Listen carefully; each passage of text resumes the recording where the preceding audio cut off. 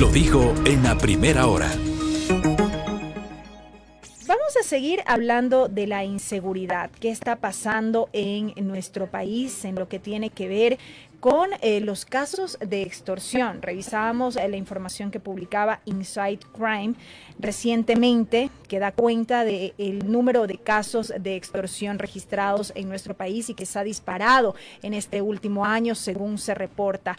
Se indica que la extorsión en Ecuador aumentó más del 65% entre 2022 y noviembre de 2023 y casi el 400% desde 2021, según datos que la policía ecuatoriana compartió justamente con Inside Crime. ¿Cómo lo vemos? En ese sentido, Inside Crime hace un reporte casi que mensual, semanal, dependiendo de la coyuntura, de cómo está avanzando lamentablemente el crimen organizado acá en el país. Nos da una perspectiva mucho más amplia del nivel, sobre todo el aumento de las extorsiones. Recordemos que existían varias denuncias sobre, por ejemplo, las extorsiones para usar las playas de acá en el país, que en un momento lo desmentían algunos integrantes de la Policía Nacional, pero que los mensajes de la ciudadanía diciendo, oye, estuve ahí el fin de semana, estuve ahí en las festividades de Navidad y continúan, es verdad esto. Entonces... Y yo, a propósito de aquello, yo te contaba como anécdota personal, yo venía planificando unas vacaciones para este mes y claro, mi interés era, o mi afán era poder ir a la playa, disfrutar unos días por la playa, por toda la zona de las playas en Guayas, en Santa Elena, Salinas, y en fin, y tenía gente muy cercana a mí que me decía, por Dios, no vengas. Sí. No vengas a Guayaquil, y con esto no estoy alarmando, es una realidad, es lo que a mí en lo personal me ocurrió. No vengas porque es terrible. Un muy querido amigo mío me decía, yo tengo una casa en la playa y yo no puedo ir a la playa a ese nivel, porque están extorsionando en la playa. Resulta que se te acercan a pedirte una contribución a cambio de seguridad y a cambio de que tú puedas hacer uso de ese espacio en la playa, de $10, de $20 por persona, y eso está ocurriendo no solamente en Guayas, sino también en Santa Elena, está ocurriendo en Manabí, está ocurriendo en Esmeraldas. Esos son los reportes que hemos tenido. Comentábamos sobre esto días atrás también con Fabricio, y nuestra propia audiencia que interactuaba a través del Facebook y del YouTube también nos daban cuenta de esto y nos decían, es real, esto está ocurriendo en la costa ecuatoriana. Es terrible porque afecta el turismo, porque afecta en distintos niveles a todos los sectores. Sobre todo el turismo, ¿no? Que ha sido una de las banderas que ha estado tratando de impulsar el gobierno anterior y el gobierno actual. Pero claro, cuando tienes esta serie de hechos alrededor de este punto en específico de visitar las playas, de hacer turismo, y tienes otra perspectiva, sobre todo otras acciones que se están realizando, uno se pregunta, bueno, ¿cuál es el plan que se está implementando? ¿Dónde está la Policía Nacional en esos aspectos puntuales? Evidentemente no se va a solucionar de un día para el otro, pero si tienes varias denuncias sobre este punto, si tienes ya varias personas que te van diciendo, oye, me están vacunando en las playas, oye, no vengas para acá, se supone que en el país tenemos inteligencia, y se supone que si esa inteligencia está, digamos, pegada a la realidad, debería también tener al menos una noción base de este tipo de situaciones, algo que no está ocurriendo lamentablemente, pero que el gobierno nacional, más bien todas las entidades que están dentro del Estado, deberían también tomar en cuenta, no solamente en este punto, sino en función de toda la inseguridad que hoy por hoy estamos viviendo. Se ha hablado del famoso Plan Fénix, escuchaban declaraciones de la ministra de Gobierno y también ministra encargada del Ministerio del Interior, Mónica Palencia, que decía, hay que parar un poco la crítica a la Policía Nacional. Y es como, ¿es en serio? O sea, estamos todavía viviendo un aspecto de inseguridad totalmente evidente, con aumento de extorsiones, con aumento de robos, con aumento de sicariatos. Lamentablemente, todas las semanas hay ya una noción de asesinatos en Guayaquil, menores que pagan un precio injusto en una en una serie de conflictos que se han desatado desde la costa y desde alrededor de todo el país. Y es por eso que también vamos a comentar esto con uno de nuestros invitados para el día de hoy, donde incluso vamos a ver una infografía que publicaba también Inside Crime sobre la distribución de los distintos GDOs a nivel nacional, para que ustedes tengan una noción preliminar de cómo estarían distribuidos en las distintas provincias. Así que vamos a ir con la entrevista de la mañana, Belkis. Sí, queremos dar la bienvenida a Leonardo Jaramillo, especialista en seguridad, quien ya está con nosotros conectado vía telemática. Gracias por atender esta entrevista. Inicialmente no estaba prevista, pero para nosotros es muy importante poder tener este acercamiento y poder profundizar acerca de este tema que aqueja profundamente al país y que tiene que ver con la inseguridad, a propósito de los datos que dábamos cuenta hace pocos instantes. Bienvenido, Leonardo, buenos días. Buenos días a todos. Hablábamos hace unos instantes con Jeff acerca del incremento de casos de extorsión en el país. Un incremento bastante importante, diríamos, y que preocupa fundamentalmente a la población, sobre todo porque, como decíamos también hace unos minutos, afecta en todos los niveles a múltiples sectores. Así es, buenos días con todos, a la audiencia también. Sí, así es, definitivamente lo que estamos viendo en este momento es justamente un aumento muy severo y muy significativo de casos de extorsión, de casos de robo y de casos que afectan básicamente a la población en general. En este punto ya no solamente estamos viendo una afectación a sectores que tradicionalmente consideraríamos vulnerables, a pequeños negocios en zonas marginales, o a la población, al ciudadano común en zonas relativamente o tradicionalmente consideradas como inseguras o de bajos ingresos, sino que en realidad estamos empezando ya a ver afectaciones más bien a la sociedad en espacios ya un poco diferentes, o sea, poblaciones que anteriormente no habían tenido vinculación con el crimen organizado, que habían sido víctimas de violencia justamente del crimen organizado, que ya empiezan justamente a sentir los efectos de las extorsiones de bandas organizadas que ya empiezan a operar en sus barrios o que ya empiezan a reclamar ciertos sectores de ciudades o de poblaciones que anteriormente no estaban realmente en juego en esta dinámica.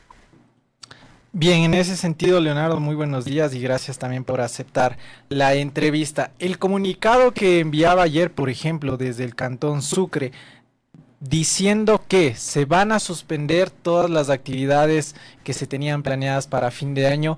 ¿Qué nos están diciendo esto de manera implícita, sobre todo a nivel de seguridad, ¿no? Porque, claro, el comunicado es bastante explícito, pero detrás de eso, ¿qué hay? ¿Hacia dónde debería ir el análisis y también las acciones concretas de las autoridades?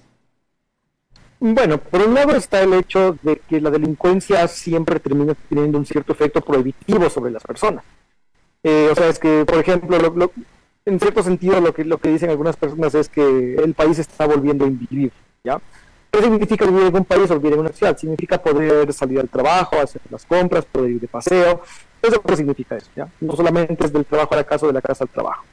El comunicado de lo que hace el Cantón Simón Bolívar es que básicamente se empieza a convertir en una política de gobiernos locales, en algún sentido, tal vez incluso nacionales, cuando por ejemplo hay toques de queda, que ya no es posible hacer estas cosas, ¿ya? El país está demasiado seguro, el gobierno, las autoridades no pueden garantizar la seguridad de las personas, no pueden garantizar la estabilidad o la posibilidad justamente de realizar ciertas fiestas o ciertos eventos, y por tanto, pues bueno, estas cosas se suspenden lamentablemente y ya no pueden, y el Estado, las autoridades locales en este sentido ya no pueden convertirse en garantes de la seguridad de las personas. Entonces, empieza así, Leonardo, ¿cuáles serían los efectos, los posibles efectos más adelante? Es decir, unas consecuencias tal vez un poco más graves, es decir, si este es las primeras acciones, ¿qué se podría venir en el peor de los escenarios? O sea, justamente en el peor de los escenarios es que empecemos a experimentar ya una pérdida básicamente total de control por parte de las autoridades y una transferencia en cierto sentido, no oficial en realidad, de estas mismas competencias de seguridad a las bandas organizadas. O sea, básicamente que ahora para organizar un evento, las alcaldías, los poderes provinciales, yo qué sé, tienen que recurrir a ciertos contactos con grupos, los grupos que efectivamente terminan controlando la seguridad, que se llaman grupos de criminales organizados, para en cierto sentido extraoficialmente pedir permiso o tener su anuencia para poder efectivamente realizar estos eventos, lo que significa transferir el control de lo que pasa con la ciudadanía y lo que pasa con la vida cotidiana a estos grupos, que lo permitan o que no lo permitan, como terminaba en cierto sentido pasando en Colombia hace aproximadamente unos 30 años. Cuando escuchamos esta afirmación que se hace, ¿no?, en el sentido de que el gobierno y el Estado no pueden convertirse en garante de la seguridad, digo yo, hemos normalizado tanto la falta de acción por parte de las autoridades que escuchamos estas afirmaciones y decimos, bueno, sí, el Estado, el gobierno no hace nada, pero ¿cuánto más la sociedad va a poder resistir esta realidad, esta situación, esta falta de acción por parte del gobierno, cuando vemos que los niveles de violencia, de inseguridad siguen escalando? Y claro, justamente, o sea, el tema es que la ciudadanía no puede ni debe tampoco necesariamente tolerar estas cosas. O sea, lo que necesitamos es que las autoridades, justamente lo que se mencionaba antes de mi intervención, que la policía tome cartas en el asunto.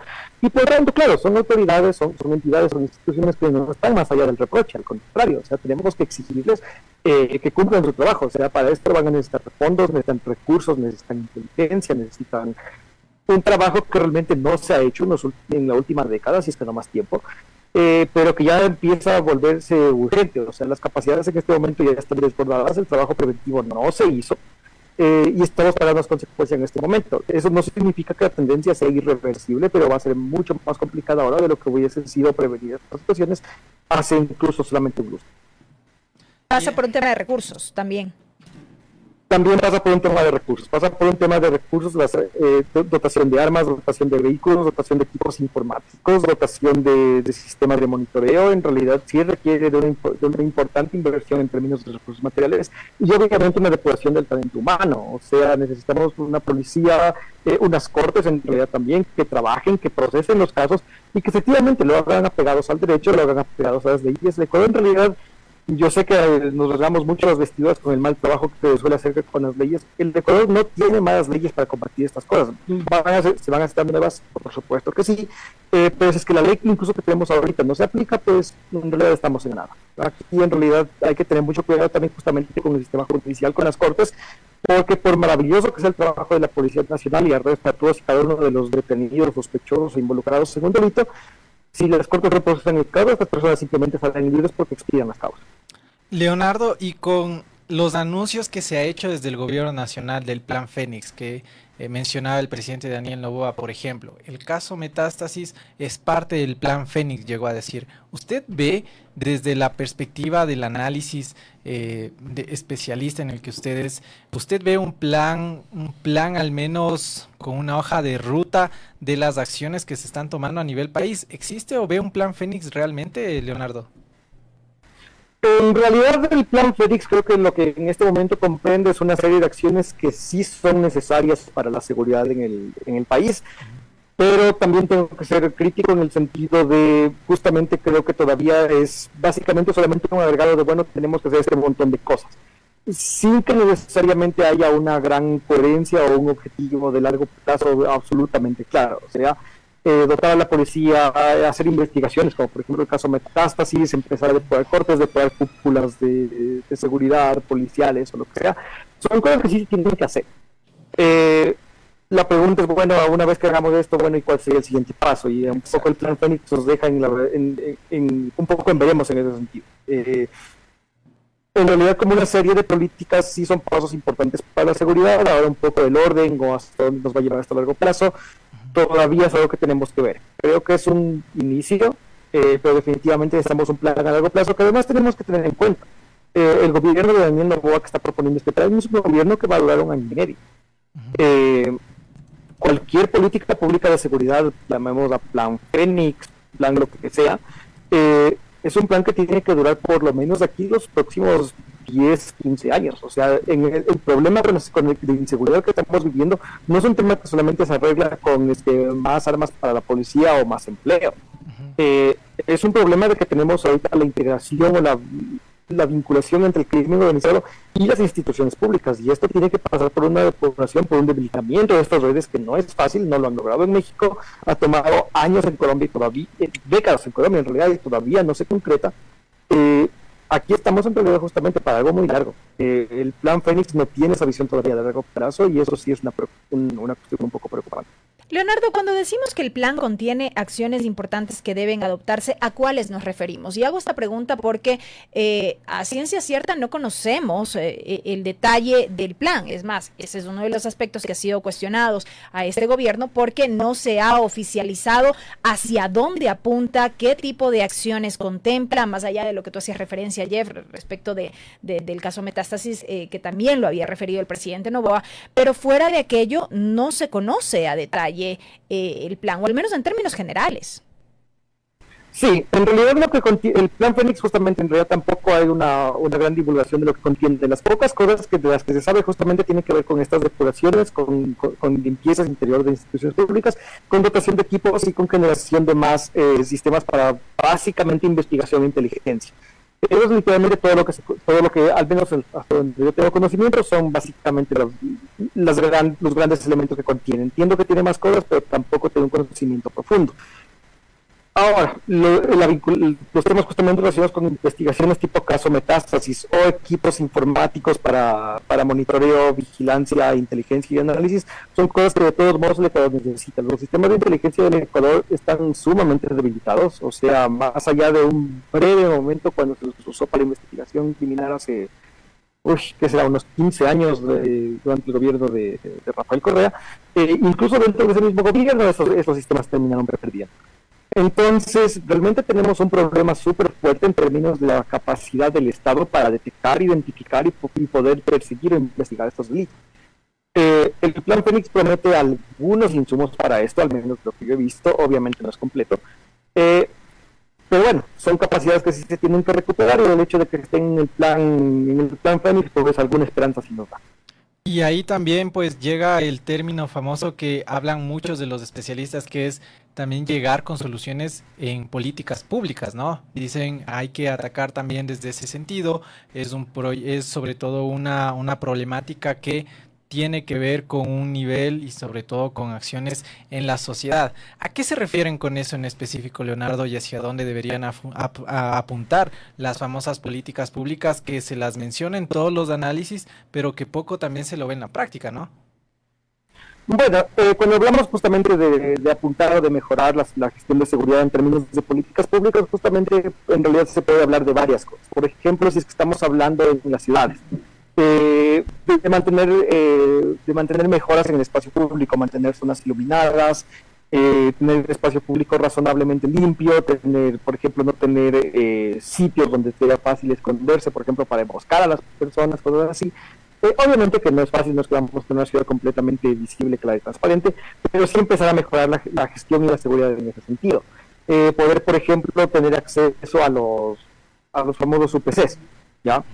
En ciertas zonas hay, en ciertas zonas no hay, en ciertas zonas lo tienen, en ciertas zonas no lo atienden, esa clase de cosas, ¿ya? Y en por cuanto ejemplo, a educación, Leonardo, que es una problemática también que se ha visto, digamos, que es muy deseada por los GDOs en los niños, ¿no? Que desde edades muy tempranas los comienzan a buscar, desde los colegios hemos visto esta serie de denuncias. Desde allí, ¿cómo se debería atacar el problema también? Claro, o sea, por ejemplo, con políticas públicas que ataquen o que afecten la problemática del trabajo infantil, de la pobreza. Por ejemplo, justamente una de las cosas que mencioné un poco de pasado hace un rato era justamente el tema de que, bueno, esto no se soluciona con más empleo necesariamente, pero sí, de todos modos sí se necesita más empleo, necesitamos tener alternativas, necesitamos tener, por ejemplo, un buen sistema educativo, ¿ya? De la pobreza sí se sale con educación, pero educar a una generación toma 12 años aproximadamente para completar la educación básica y de niveles más altos. Entonces, sí se necesita realmente planes justamente que eviten el reclutamiento de las juventudes, de niños, etcétera. Necesitamos planes de empleo para que los padres de estos niños, de estas personas en situación más vulnerable, tengan acceso a los recursos y no es que sientan que ellos mismos o que sus hijos eventualmente van a ser obligados a participar en esta clase de esquemas o vincularse a grupos ilegales o actividades ilícitas para poder sustentar las necesidades del hogar. Cuando hablamos justamente entonces de política pública, hablamos justamente de todas estas dinámicas relacionadas con economía, relacionadas con trabajo, relacionadas con desarrollo urbano, relacionadas con desarrollo rural, con llegar con servicios a las personas. Porque al final esto es lo que alimenta la necesidad de las personas de vincularse al crimen organizado, o sea, al microtráfico, al sicariato, a todas estas cosas. Se hace generalmente por razones económicas, no es porque la sociedad necesariamente está corrompida en un sentido moral o lo que sea, sino porque hay personas que hacen lo que necesiten para sobrevivir. Tenemos también que dejar un poco de glamorizar la idea del crimen organizado, de lo hermoso que es la vida del narcotraficante, porque tengamos en cuenta además esto. Claro, exactamente, o sea, esto en realidad no ocurre, o sea, el gran capo que existe es solamente uno y por debajo tiene un montón de gente cuya vida realmente termina siendo irrelevante. Pero dentro de las pandillas o dentro de los grupos esto no se ve, o sea, es que yo voy a llegar a ser grande y tenemos que empezar a pensar en la sociedad de una forma un poco distinta. ¿Qué significa querer vivir en una sociedad organizada, armónica y de bienestar para todos? Lo último de mi parte, Leonardo, y con esto cierro, y volviendo al Plan Fénix, en aras de la transparencia, ¿el gobierno nacional debería socializar el plan? Y lo pregunto porque esto también ha merecido un poco el cuestionamiento por parte de otros sectores, en el sentido de que no se puede de alguna manera poner en alerta a las organizaciones criminales y en general, ¿no? Debe ser socializado, insisto, en aras de la transparencia, que la ciudadanía conozca al menos que el gobierno nacional realmente tiene un plan y que no ocurra como el gobierno anterior. Definitivamente sí. En realidad, o sea, transparentar sí, al menos el grueso de lo que tendría que ser el Plan Fénix sí es necesario, incluso para poder tener conversaciones como la que estamos teniendo, ¿verdad? En parte estamos un poco viendo si es que el plan de gobierno del Estado decía esto y por lo tanto esto se trasladaba al Plan Fénix. Definitivamente sí necesitábamos un poco hacer tener esa transparencia, o sea, decir, bueno, a ver, las políticas que vamos a seguir son estas: uno, mejora de procesos de asuntos internos en la Policía Nacional; dos, fortalecimiento del sistema judicial con más recursos, tecnología y juez; tres, fortalecimiento de archivos con inclusión de personal, de equipos y monitoreo; cuatro, me invento, convenios internacionales con policías de Colombia, de México, de Estados Unidos para traer capacitadores, cosas así. Perdón, o sea, no creo que una banda de crimen organizado, no creo que los tiguerones o los lobos o lo que sea entren en pánico porque es que va a haber un convenio internacional. O sea, eso es lo que la ciudadanía necesita saber, o sea, y esas tampoco creo que son cosas que van a alertar o que van a cambiar de sobremanera y de sobredinámica la gestión de seguridad en el tema. Obviamente los detalles no se pueden, ni se van, ni deberían hacer públicos, pero por lo menos los trazos gruesos del plan sí deberían serlo, justamente para poderlo tener en conocimiento, incluso para buscar la cooperación de la ciudadanía en los sentidos en los que sean pertinentes. Por ejemplo, a través de redes de barrios organizados o lo que sea, que sepan que pueden vincularse a la Policía Nacional o a la entidad que corresponda, justamente para mejorar las cuestiones. Bien, son las declaraciones de Leonardo Jaramillo, especialista en seguridad. Leonardo, le queremos agradecer por su tiempo y por su perspectiva a propósito del tema. Muchísimas gracias. Muchas gracias, buenos días. Que tenga un feliz año desde ya. Pudieron escuchar las reflexiones de Leonardo Jaramillo sobre el tema de inseguridad. Claro, ¿no? Esto de la pregunta que realizabas era clave. ¿Es necesario mostrar un plan en función de lo que dicen que se podría dar como una luz a los GDOs? ¿Es necesario mostrar un plan? Él dice, sí, es necesario mostrar y sobre todo socializar. Claro que las estrategias detrás de, tal vez sí se las guarda, pero es necesario que al menos la ciudadanía conozca, se está teniendo realmente un plan, y creo que eso era muy, muy necesario también tener en cuenta. Sobre todo porque yo tengo esa sensación de que a muchos nos quedó este sinsabor respecto del último gobierno. Del anillado. Tenemos un plan, pero no lo puedo mostrar, pero nadie lo puede conocer. Y al final del día vimos las consecuencias que han ido escalando con el paso del tiempo, ¿no? Entonces suena o sonó en su momento como tomadura de pelo, o al menos así yo lo percibí, quizá muchos también, y por eso yo hacía este énfasis en aras de la transparencia, en aras de que se pueda dar certeza a la ciudadanía, pero no solo eso, no se trata solamente de dar certeza y un poco bajar estos niveles de incertidumbre, sino que en efecto se tomen las acciones respectivas para poder hacer frente a esta realidad que nos aqueja como país. Sin duda, estaremos atentos de cómo avance el tema, porque lamentablemente seguiremos conversando de los hechos en materia de inseguridad durante los próximos días. Primera plana, Todas las noticias, todas las voces.